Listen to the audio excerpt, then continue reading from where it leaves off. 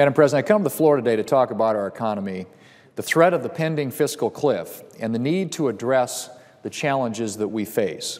2 years ago, last week, the Obama administration hailed the advent of the summer of economic recovery. The President claimed, and I quote, "The economy is headed in the right direction."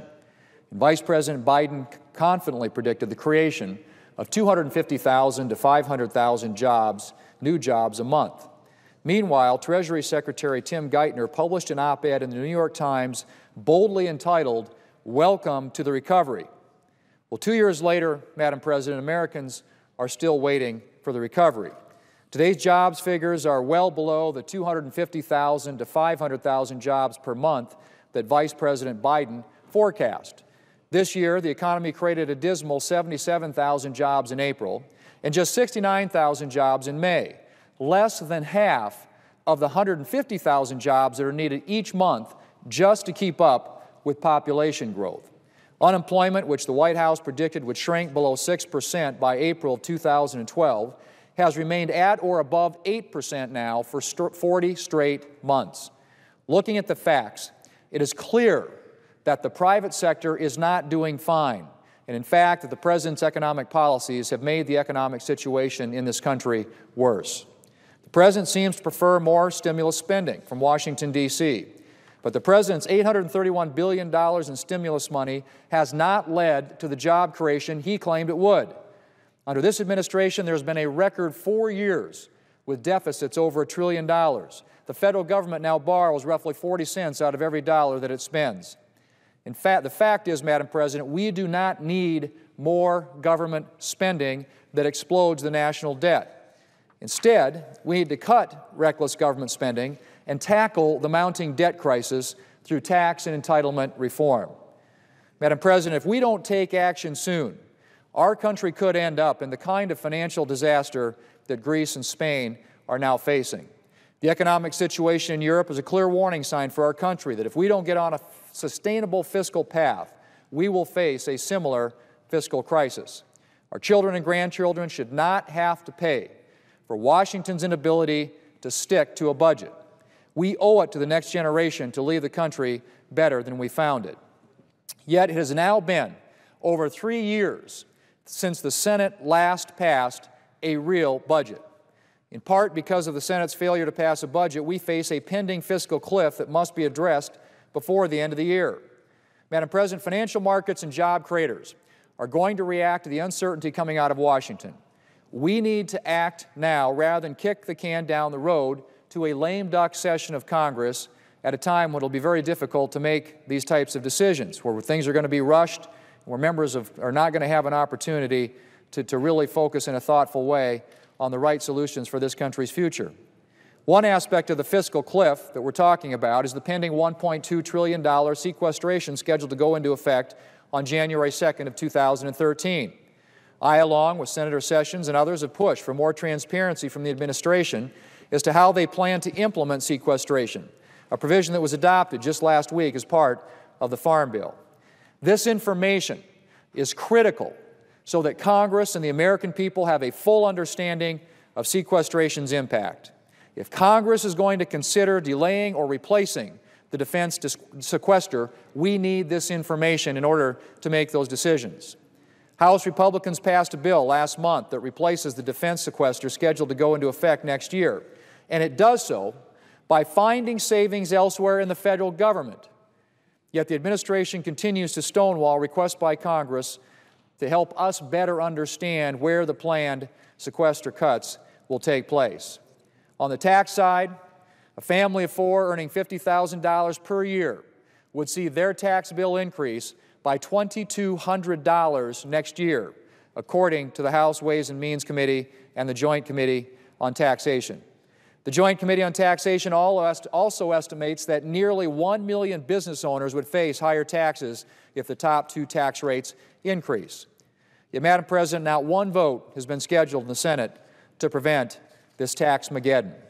In contrast, House Republican leaders have a different view, and it's expected the House will consider an extension of the current tax rates next month, which will then come to the United States Senate. Madam President, the economy continues to grow at a very slow rate. Unemployment remains above 8%. Congress must get to work to jumpstart our economy and put this country on a sustainable fiscal path. We need to act now rather than to kick the can down the road.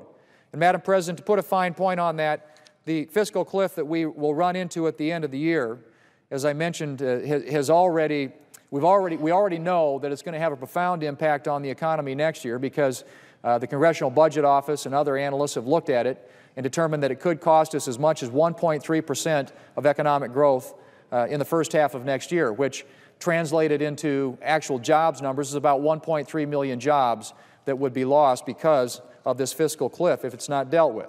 But, Madam President, there's also a more immediate concern, and that is the uncertainty that's created by the fiscal cliff. And the decisions that are being made right now by people across this country, by job creators, small businesses, investors, is shaped by and based upon the fiscal cliff that's going to occur at the end of the year. And so the Congressional Budget Office has also suggested that this is not only something that's going to have an impact down the road prospectively, but it also could have an impact right now as the economy contracts as a result of that uncertainty, and investors and small businesses and job creators take their capital and keep it on the sidelines as opposed to putting it to work, creating jobs and growing their businesses. And the Congressional Budget Office has suggested that it could cost us 0.5% of economic growth, not next year, but this year, Madam President. And that is why it is so important that we work together here to address the fundamental issues that are going to impact this economy before the end of this year. And by that, as I said, we've got to address the rate. The rates that are going to expire at the end of the year include the marginal income tax rates, the dividends rate, the capital gains rate, estate taxes, all kinds of other provisions in tax law that expire at the end of this year. And if you're a small business or an investor and you're thinking that starting January 1 of next year you're going to be facing a massive tax increase, obviously you're going to think long and hard about putting your capital to work now to create jobs and grow the economy. In fact, I think, Madam President, for many small businesses, as they look at the circumstances they find themselves in today, they're faced not only with the fiscal cliff, the potential tax increases, but also a massive amount of regulation that makes it more difficult, more expensive for them to create jobs. Those are the issues that we should be focused on, because the most important thing that we can be doing right now is getting the economy growing and expanding again and creating jobs for American workers.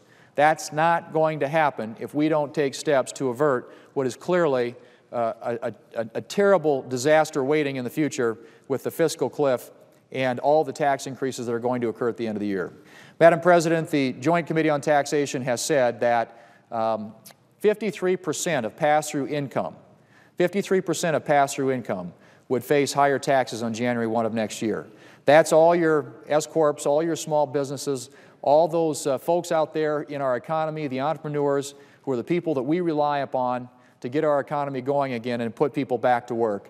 When they're looking at those types of tax increases starting January 1 of next year, it is going to make it very, very difficult for them to make the investments that are necessary to get this economy growing at a rate that will generate the kind of job creation that will get Americans back to work, that will get this unemployment rate back down, and start creating confidence in the American public about the future of our economy. And so, Madam President, I would just simply close again by saying that this is not something that we can afford to kick down the road. We've done that for way too long. We have a massive problem ahead of us with regard to entitlement spending, which has to be addressed in the form of entitlement reform.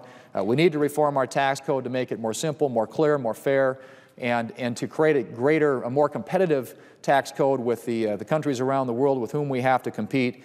And Madam President, we need to do something about this burden of regulation that we place upon our businesses, and which is making it more difficult for them to compete in the world marketplace, and certainly making it more difficult for them in the near term to do what's necessary to get jobs created in this country and get Americans back to work. So I hope we can do that. It would be my expectation that the United States Senate, if and when the House passes legislation to extend the tax rates, which I'm told are going to do sometime next month, I hope that the Democrat majority here in the Senate will take that up, and that we will put a bill on the President's desk that would provide the kind of certainty that's necessary for our small businesses and our job creators as they look at the future, that will enable them to move forward with those investments, put their capital to work, and put American workers back to work. Madam President, I yield the floor.